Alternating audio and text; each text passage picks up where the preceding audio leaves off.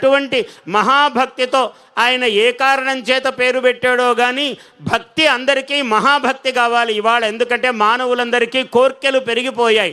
అన్ని కోర్కెలు తీరాలి అంటే మామూలు భక్తి చాలదు, అందరికీ మహాభక్తియే కావాలి.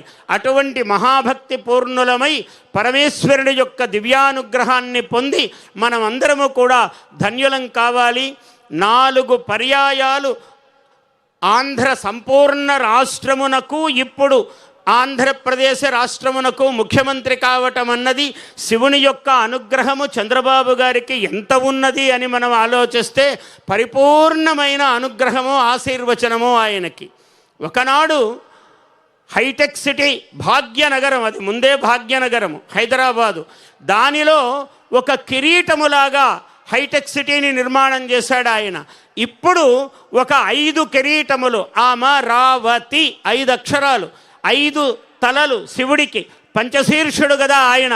అటువంటి 5 కిరీటములో 50 కిరీటములో ఆయన ఏం చేస్తాడో, ఆయనకు మాలాంటి వాళ్లకు పద్యం రాస్తే ఒక పట్టాన తృప్తి ఉండదు, ఇంకో భావం రావాలి, ఇంకో పదం రావాలి.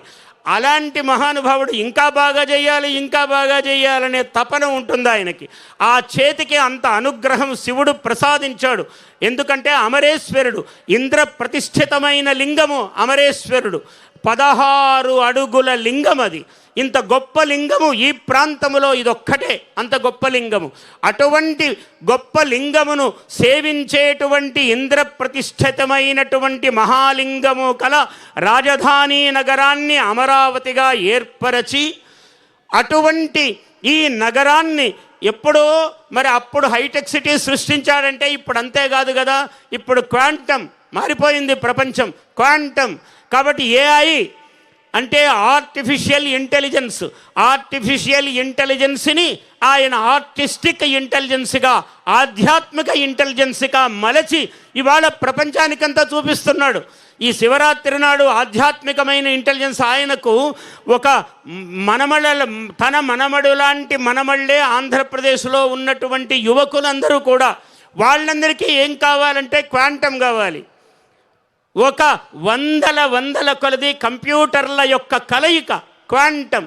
అది మాత్రమే కాదు, ఇంకేం కావాలి, ఆర్టిఫిషియల్, అది ఆర్టిస్టిక్ కావాలి, సౌందర్య భావన కావాలి.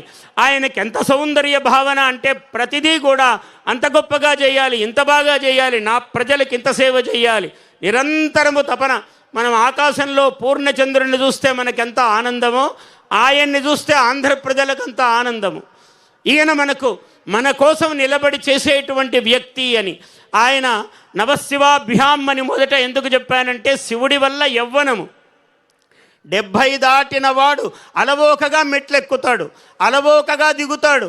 ఆయన ఆరోగ్యము తథాస్తు తథాస్తు, అలాగే ఆయురారోగ్య ఐశ్వర్యములతో ఆయన వర్ధిల్లి రాజు ప్రభువు ఎప్పుడైతే ఎటువంటి వాడో ప్రజలందరికీ అటువంటి ఆనందం కలుగుతూ ఉంటుంది. నిత్య శ్రామికుడు, చాలా దార్శనికుడు. రేపేమి జరుగుతుంది, ఎల్లుండికి ఏం కావాలి, వచ్చే సంవత్సరం ఏం కావాలి ఆలోచన చేస్తాడు అతడు. అటువంటి ఆలోచన వైభవము, సేవాభావము ఉన్నటువంటి మహనీయుడు. కాబట్టి ఆ పార్వతీ పరమేశ్వరులు ఆయన్ని నిరంతరము రక్షించి మనందరికీ ఏం కావాలో, ప్రజలకేం కావాలి, అభ్యుదయం కావాలి. రైతు ప్రాణము ఈ జాతికి, రైతు రాజు కావాలి. ఆ రైతుకు ఏం కావాలో నిరంతరము శ్రామిక లక్షణముతో ఆలోచిస్తాడు. అటువంటి పరమేశ్వరుని యొక్క అనుగ్రహము ఆయనకు నిరంతరము కలగాలి అని. నాకేమో 5 నిమిషాలు అన్నారు, సమయం ఒక్క 2 నిమిషాలు మాట్లాడే వీలుంటే మాట్లాడతాను, అనుమతిస్తే. ఏమి మాట్లాడాలి అంటే 2 నిమిషాలు. నా 14 ఏళ్ల వయస్సులో, 14 సంవత్సరాల వయస్సులో నేను ఒక శివస్తోత్రం రాశాను, శివతాండవ స్తోత్రం. ఆ పదాలకు కూడా అర్థం తెలియదు ఆనాడు నాకు, తర్వాత తెలుసుకున్నాను. ప్రమథులందరూ పాడ ఫణిగణములు నాడ, పార్వతీ ప్రముఖులు పరగి సయ్యని చూడ, కాల్గజ్జ సవరించనన్నా త్ర్యంబకుడు కీల్గంటు విదలించె మిన్నుల్ గ్రక్కదల, డమరుకము ఝళిపించె ఢం ఢం మననిపించే, అమర సంఘముతోడ అంతటా క్రిక్కిరిసే, డమరుకము ఝళిపించె ఢం ఢం మననిపించే, ఐవున్నురుల్ రుక్క రుక్కులంతటా వినిపించే వ్యాకరణ శాస్త్రం అప్పుడే పుట్టింది. డమరుకము జలిపించే ఢం ఢమ్మన నిపించే ఐవున్ను రుక్కులంతటా వినిపించే క్షీరాబ్ధిలో తేలు కీలానుగామి అయి ఫాలాక్షు నేత్రము ప్రజ్వలించే జయ జయ మహాదేవ సౌధీకృత గ్రావ సతత నృత్య విరావ సత్యభావ పార్వతీ ప్రణయాంకవాసీ జయ హో ప్రథిత రక్తఛటాకేశీ జయ హో కాలకాలం వ్యాళమాల జయ కంకాళ పూర్ణిత భస్మహేలా జయ హో జయ హో జయ హో జయ హో జయ జయ విజయ హో అంచు ప్రమధావళుల్ అంచలంచలతోడమించిపోయిరి జయ జయధ్వానాల జాడ స్తోత్ర పాఠమి చాలు చూపించు సరి ప్రజ్ఞ అన్నట్లు నగ కన్య అలవోక నవ్వింది నవ్వు అంతర్యమ్ము రవ్వలో పసిగట్టె మువ్వలంఝళిపించె దివ్య రవళులడించె ఒక పాదనాదమ్ము ఘం ధమ్మటంచు దుడంగెనొక పాదనాదమ్ము గల్లు గల్లుమని పొంగె అది కాల భైరవుని అసుర మర్దన పాదము అది పార్వతీరమణి మృదుల పేశల పదము అర్ధనారీశ్వర తత్వము పాదములు పాదములు పాడుకొను వేదములు పాదుకొను పర్వతములేమో ఆదెసల నాదుకొను హస్తములు శస్తములు ఆది కలశాంబు నిధులేమో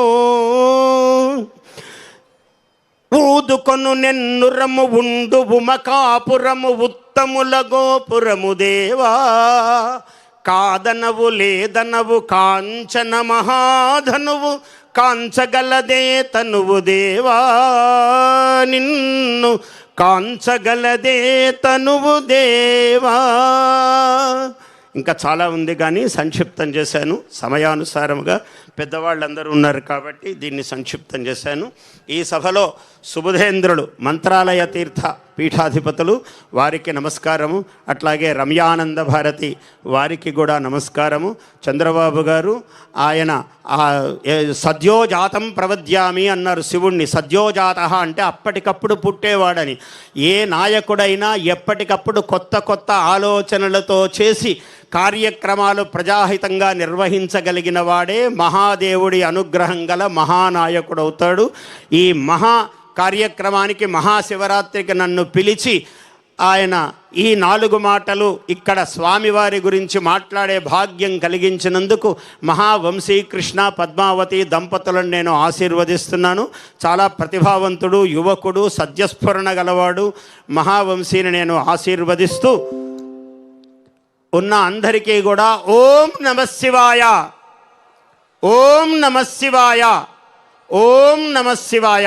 శివానుగ్రహ ప్రసాద సిద్ధిరస్తు. జయోస్తు. ధన్యవాదాలు సార్.